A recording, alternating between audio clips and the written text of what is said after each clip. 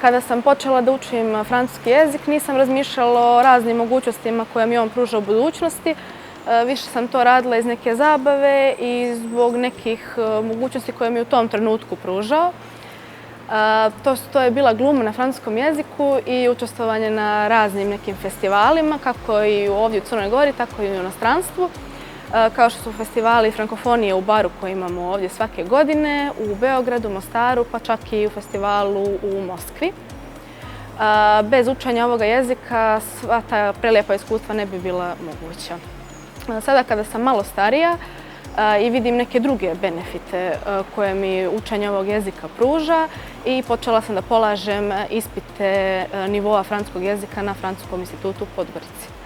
Ja sam učenica 2. razreda srednje škole i voljela bih da studiram građevinu u Francuskoj na nekom od prestižnih univerziteta, to mi je želja.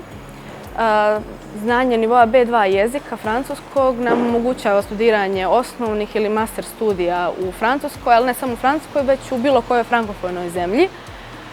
Ono je dobro također i kasnije u poslu, jer znamo da je francuski jezik vrlo bitan i u Evropi i u Europskoj uniji. Nažalost, nema puno djece koja se odlučuju da izaberu francuski jezik, da ga uče u osnovnim školama, pa i kasnije, jer upravo zbog predrasude da je on nešto pretjerano težak. Ja ne mislim da je to tako. Mislim da je svaki jezik u početku težak kada se krene učiti. Pozivam sve mlade na učenje francuskog jezika jer nam to otvara vrata i mnoge mogućnosti.